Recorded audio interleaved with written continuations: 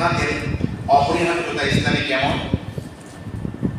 যে আল্লাহ সর্বোচ্চ অর্থনৈতিক ইবাদত, শারীরিক ইবাদত নামাজের হুকুম করেছেন, সে আল্লাহ সুবহানাহু ওয়া তাআলা সর্বোচ্চ অর্থনৈতিক ইবাদত যাকাতের নির্দেশনা নামাজের সাথে সাথে তিনি দিয়েছেন। অতএব একজন মুসলমান শুধুমাত্র শারীরিক ইবাদত করবে, নামাজ পড়বে, কিন্তু যাকাত দিবে না, ইসলামী সমাজে সে একটা পচা অঙ্গ। ইসলামী সমাজের সদস্য হওয়ার কোন শক্তি তার নাই। আবু বকর সিদ্দিক খলিফা হলেন রাদিয়াল্লাহু আনহু, আল্লাহ সিদ্দিক আকবর, একদিকে একদল মুরতাদ হয়ে গেল। তারা বলে আল্লাহর নবী আবার মারা যাবেন কেমনে? তখন তারা মুরতাদ হয়ে গেল, চলে গেলেন দুনিয়া থেকে, তারা মুরতাদ হয়ে।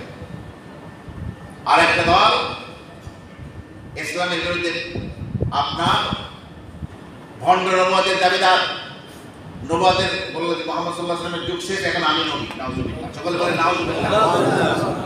ভণ্ড নবুয়তের দাবিদার একদল হয়ে গেল। এইভাবে তদানীন্তন দুটি পরাশক্তি, পারস্য সাম্রাজ্য, রোমান সাম্রাজ্য, তারাও মুসলমানদের উপরে হামলা চালাবার দুঃসাহস দেখাচ্ছিল। ঠিক সেই টাইমে এক দল নামাজ পড়বে, রোজা রাখবে, হজ পালন করবে, শুধুমাত্র যাকাত দিবে না,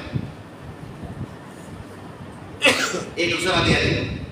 আবু বকর সিদ্দিক খলিফা একের পর এক পরামর্শ সভা শুরা রাখলেন, দেখে বললেন যে আপনাদের কি পরামর্শ বলেন।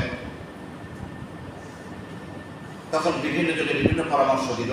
সবচেয়ে লৌহ মানব যাকে মনে করা হয় হযরত ওমর ইবনে খাত্তাব, তিনি বললেন খলিফা, একসাথে ভণ্ড নবুয়তের দাবিদারদের বিরুদ্ধে আমাদের লড়াই করতে হচ্ছে।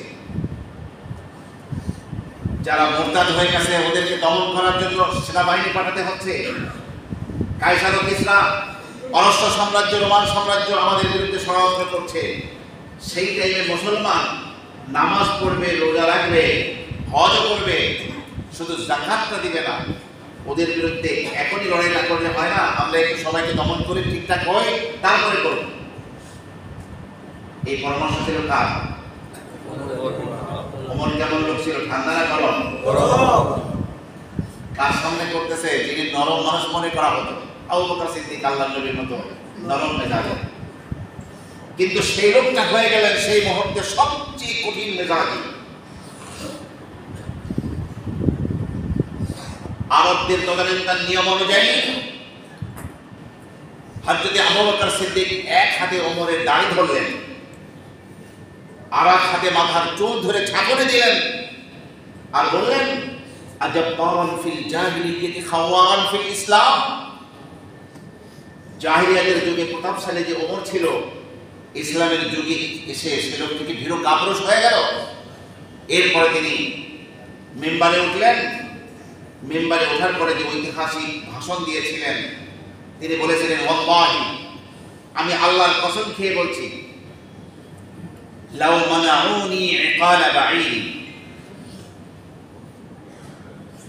আল্লাহ রাসূলের যুগে যারা যাকাত দিত, উটকে যাকাত দিত,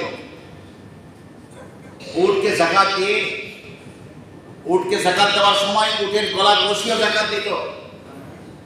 আজকে আমি আবু বকর খেলাফতে বসেছি রাসূলের স্থানে, এখন যদি কেউ বলে আমরা উট যাকাত দিব কিন্তু তার রশি যাকাত দিব না, যদি তারা উটের রশিকেও যাকাত দিতে অস্বীকার করে, তাহলে তোমরা কেউ আমার সাথে না গেলেও আমি একা ওদের বিরুদ্ধে গিয়ে লড়াই করব।